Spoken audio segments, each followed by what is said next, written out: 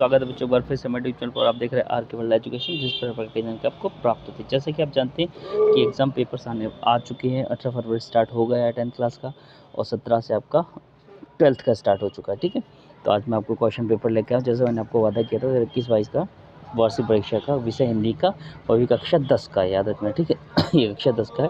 पूर्णांक आपका 80 का रहेगा, और आपको जो टाइमिंग रहेगी वो आपकी रहेगी 3 घंटे की। तो मैंने अपना वादा निभाया, और मैं आपको और ओरिजिनल क्वेश्चन, ओरिजिनल बिल्कुल ओरिजिनल नहीं है, पूरा नहीं है ओरिजिनल, लेकिन जो कुछ क्वेश्चन है लगभग इसमें से 23 क्वेश्चन में से लगभग आपके 15 क्वेश्चन ओरिजिनल हैं। ठीक है, ठीक है, तो पूरा आपको कर लेना। ये नहीं कि आप 15 ही वही वाले 15 कर रहे जो ओरिजिनल, सारा कर लेना। भरोसा नहीं कि कौन सा क्या जाए। ठीक है, 15 ज़रूर आएंगे वो। ठीक है, अभी अगर आप तक नए हैं तो प्लीज़ सबसे पहले चैनल को सब्सक्राइब करें, ये रिक्वेस्ट है। साथ में बेल आइकन प्रेस करें ताकि जो वीडियो अपलोड करूँ वो तक पहुँचे। चलिए शुरू करते बिना किसी देरी के, पहले क्वेश्चन को लेकर चलता हूँ आपको। क्वेश्चन है पहला, सही विकल्प का पहला क्वेश्चन है कि भक्ति काल की कृष्ण भक्ति धारा के प्रवर्तक कौन है? महाप्रभु वल्लभाचार्य। ठीक है, मैं आपको क्वेश्चन के साथ आंसर भी दे रहा हूँ।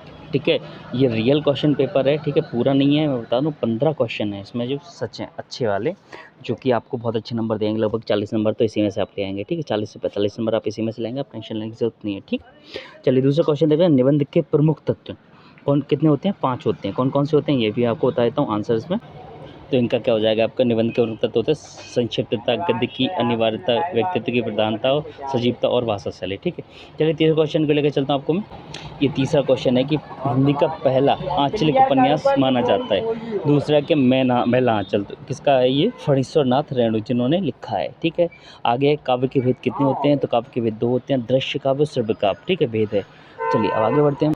तो अगला क्वेश्चन है कि रस के अंग होते हैं। कितने अंग होते हैं? रस के अंग 4 होते हैं। कौन कौन से? स्थायी भाव, अनुभाव, विभाव, संचारी भाव। मैंने साथ में आंसर्स भी दे दिए, क्या क्या होते हैं वो भी आपको बता दिया। और वीडियो पसंद आ रहा है तो प्लीज़ सबसे पहले लाइक करें। चलिए अगला देख लेते हैं। समास के भेद कितने होते हैं? समास के भेद 6 होते हैं। पहले अव्ययभाव समास, तत्पुरुष समास, कर्मधारय समास, द्वंद्व समास, द्विगु समास और बहुब्रीहि समास। ठीक है, चलिए अब आगे बढ़ते हैं हम। ये हमारा कंप्लीट हो चुका है। दूसरा क्वेश्चन आ गया, रिक्त स्थानों की सही सब चुनकर आपको करना है। ठीक है, क्वेश्चन है आपका कि छायावाद के प्रमुख आधार किसको माना जाता है? कि जयशंकर प्रसाद को। ये आंसर होगा। आगे सूर्यदास का जन्म किस सन में हुआ था? तो 1478 में हुआ था। आगे सूर्यदास कब निकलेगा, मतलब सूरज कब निकलेगा, ये रचना किसकी है? स्वयं प्रकाश की रचना। चलिए आगे बढ़ते हैं कि जॉर्ज पंचम की नाक की रक्षा के लिए तैनात कर दिए थे क्या?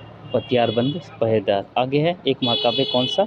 साकेत। ठीक है, अब आगे थोड़ा देख, इसके 2 और रह गए थे क्योंकि ये 32 नंबर पूछा जाएगा तो ज़्यादा पूछा जाता है। ठीक, क्या है? अंधों में काना राजा, लोकोक्ति का अर्थ क्या हो जाएगा? मूर्खों में अल्पज्ञ ज्ञानी। ठीक है, मूर्खों में कम और ज्ञान, मतलब जितने मूर्ख होते हैं ना, तो उनमें से थोड़ा बहुत उनमें ज्ञानी, मतलब जिनमें कम ज्ञान हो उनके बीच में। आगे है कि हड्डी पसली एक करने का मतलब क्या हो जाएगा? अधिक मारना। ठीक है, या अधिक मारना।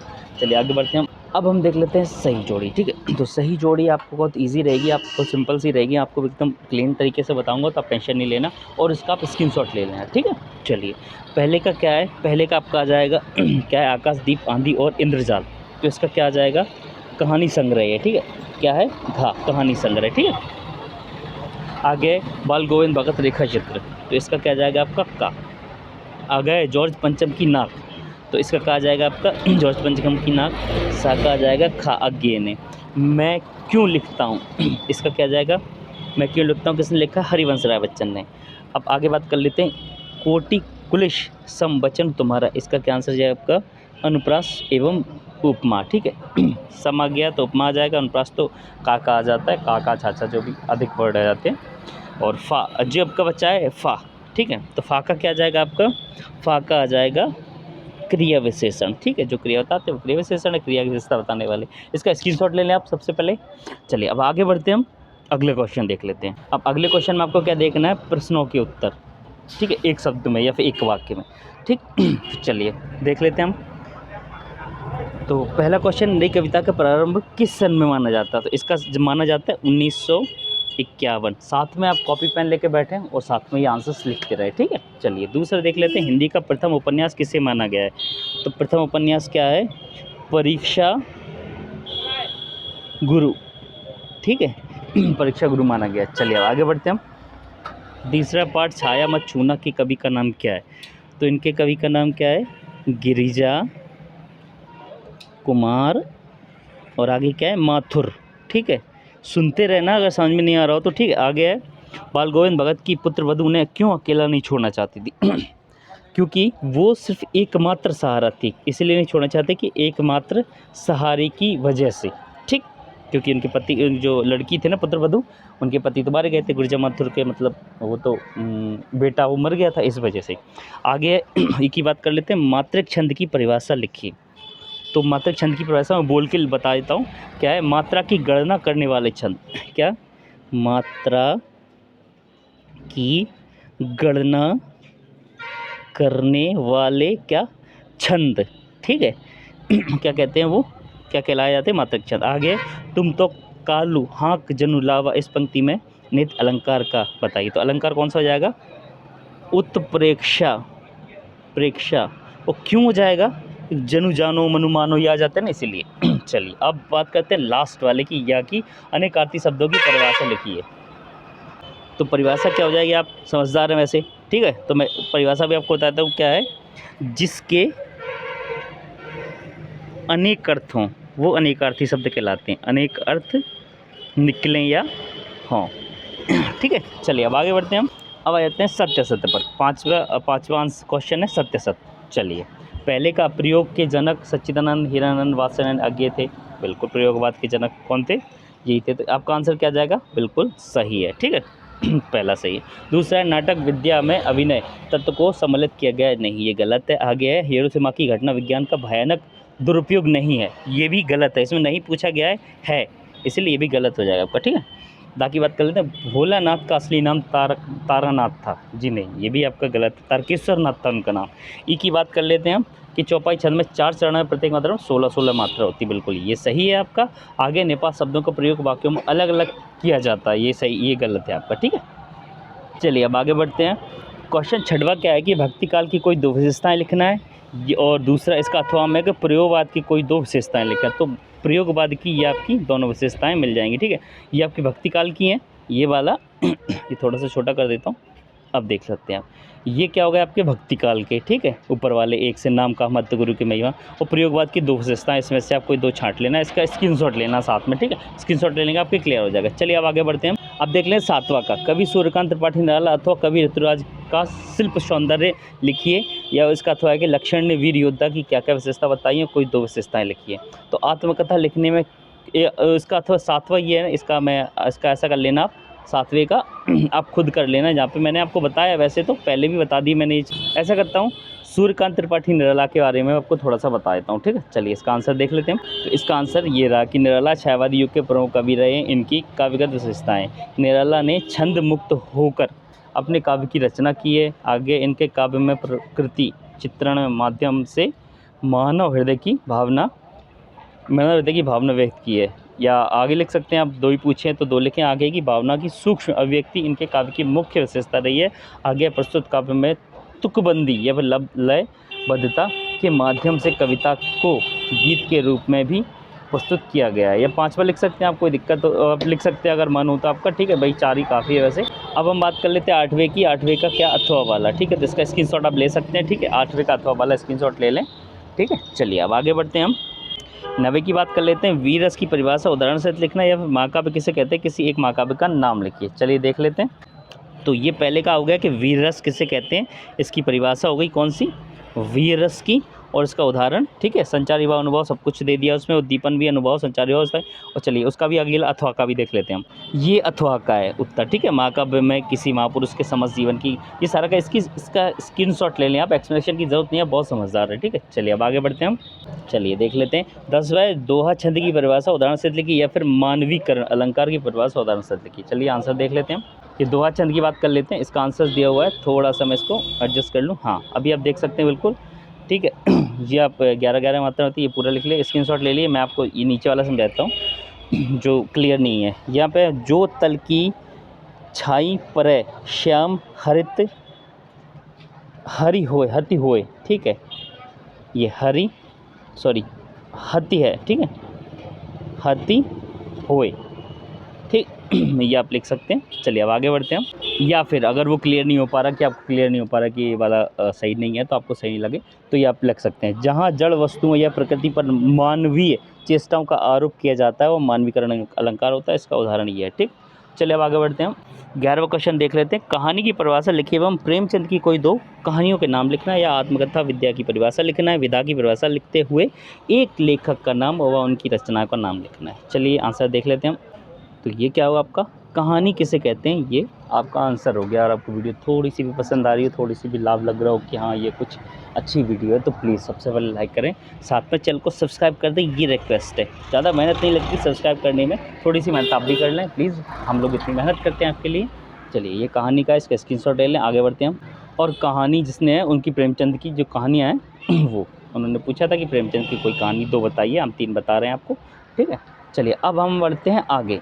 इसका अथवा का, आत्मकथा वाला अथवा का ये बता दो आपको, जब लेखक स्वयं के जीवन का क्रामिक ब्यौरा प्रस्तुत करता है तो उसे आत्मकथा कहा जाता है। और आगे आप स्क्रीनशॉट इसका ले लें, आपको जो थोड़ा सा क्लियर नहीं हुआ था इसलिए मैं आपको क्लियर बता रहा हूँ, सुन के भी आप क्लियर कर सकते हैं। चलिए अब आगे बढ़ते हैं हम, ये उसका अथवा वाला है। ठीक, चलिए क्वेश्चन है कि लेखक स्वयं प्रकाश अथवा लेखिका मन्नू भंडारी की कोई 2 भाषागत विशेषताएं लिखी। चलिए इन दोनों को बता देते हैं।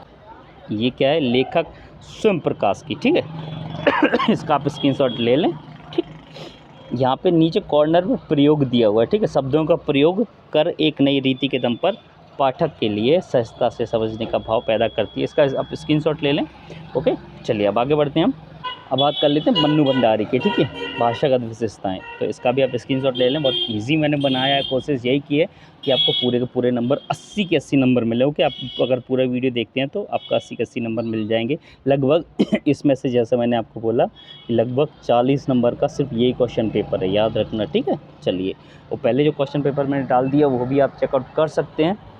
20 से 25 नंबर के लगभग आपको 15 से 20 के बीच में उसमें से भी आपको आ जाएगा। ठीक है, चलिए अब आगे बढ़ते हैं। हम 13 देख लेते हैं। एक कहानी ये भी आत्मकथा में लेखिका के पिता ने रसोई को भटियार खाना संबोधित किया है, कहकर क्यों? या फिर वास्तविक अर्थों में संस्कृत व्यक्ति किसे कहा जाता है? तो इसका आंसर ये दिया हुआ है नीचे अथवा वाले का। ठीक है, आप इसका स्क्रीनशॉट ले लें। ओके, चलिए अब आगे बढ़ते हैं हम। तो आपको क्वेश्चन है 14वां के निपात शब्द की परिभाषा उदाहरण से है या फिर समास के प्रकार लिखिए। चलिए मैं आपको देख लेता हूँ आंसर। ये आगे आपका क्या है, निपात पार्टिकल की परिभाषा, इसका स्क्रीनशॉट ले लें आप। ठीक है, चलिए अब और क्या आपके आगे देख लेते हैं। तो ये हो जाएंगे आपके समास के भेद। समास के 6 भेद होते हैं। ठीक है, कौन कौन से? तत्पुरुष, द्विगु, कर्मधारय, द्वंद्व, बहुब्री और अव्यय। इसका आप स्क्रीनशॉट ले लें। ठीक है, चलिए अब हम आगे बढ़ते हैं। वहाँ पे हम 14 क्वेश्चन कंप्लीट कर चुके हैं। ये 15वां क्वेश्चन है कि लेखक ने अपने आपको हिरोशिमा के विस्फोटक का उपभोक्ता कब और किस किया, मतलब किसके द्वारा किया? तरहम महसूस, मतलब किसकी तरह महसूस किया। ये क्वेश्चन क्या है, उल्टा सीधा लिख गया, कोई बात नहीं। आगे है इसका कि जॉर्ज पंचम की लाट की नाक को पुनः लगाने के लिए मूर्तिकार ने क्या क्या प्रयत्न किए। ठीक है, तो आपको 15वें का आंसर ये दिया हुआ है। ठीक है, जापान यात्रा के दौरान हिरोशिमा का दौरा किया। आप इसका क्या करिए, आप इसका स्क्रीनशॉट ले लीजिए, आपको बहुत इजी पड़ेगा। चलिए अब हम आगे बढ़ते हैं। 16 की हम बात कर लेते हैं। महाकाव्य में खंड काव्य में कोई 3 अंतर दे दिए। पहला क्वेश्चन मैंने डाला था क्वेश्चन पेपर, उसमें मैंने इसका आंसर दिया था। आगे देख लें, स्थायी भाव में संचारी भाव में कोई 3 अंतर लिखना है। ठीक है, तो मैंने आपको इसका आंसर दिया था, आप उसमें से जाके चेकआउट कर सकते हैं। चलिए अब हम देख लेते हैं आगे। पर उसमें मैं स्थायी भाव में संचारी भाव में अंतर नहीं बता पाता कोई 3, तो मैं इसमें बता देता हूँ आपको। चलिए अब देख लेते हैं आंसर इसका। ये कोई 3 अंतर हैं, इसका आप स्क्रीनशॉट ले लें। ठीक है, आप इसका स्क्रीनशॉट ले सकते हैं, ईजी से, एकदम क्लियर दिख रहा है आपको। चलिए अब हम आगे बढ़ते हैं। क्वेश्चन 17 है कि मुहावरे एवं लोकोक्तियों में कोई 3 अंतर अथवा विज्ञापन लेखन एवं सूचना लेखन में कोई 3 अंतर स्पष्ट कीजिए। तो चलिए इसका आंसर देख लेते हैं। ये आपका आंसर है, मुहावरे एवं लोकोक्तियों में कोई 3 अंतर। ठीक है, आप इसका अभी स्क्रीनशॉट ले लें, क्लियर आ रहा होगा। मैं आपको थोड़ा सा बता देता हूँ। मुहावरा वाक्यांश होता है लेकिन लोकोक्ति पूर्ण होती है।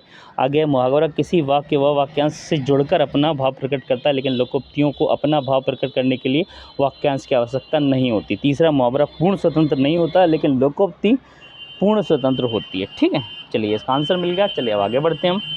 ये 18वां क्वेश्चन है, इसका क्वेश्चन आंसर है। आपको क्या करना पड़ेगा, इसके क्वेश्चन आंसर आपको खुद ढूंढने पड़ेंगे। ओके, मैंने क्वेश्चन आंसर नहीं देखा, मैं क्लियर नहीं कर पा रहा था। ठीक है आप नॉर्मल चीज़ है, इसके स्क्रीनशॉट इसका स्क्रीनशॉट लेके आप रख लीजिए और साथ में आपका आंसर्स ढूंढ लीजिए। 3 ही तो हैं, ज़्यादा नहीं है, ये पढ़ के आप कर सकते हैं क्लियर। चलिए अब आगे बढ़ते हैं हम। अगला क्वेश्चन है कि लेखिका मन्नू भंडारी की साहसिक व्यक्तित्व पर एक अनुच्छेद लिखी, अथवा दो मित्रों के बीच मेरी प्रिय कहानी विषय पर संवाद लिखना। ये मैंने पिछले वाले क्वेश्चन पेपर में भी दे दिया था, देख लीजिए। चलिए आंसर देख लीजिए, ओरिजिनल क्वेश्चन पेपर है ये।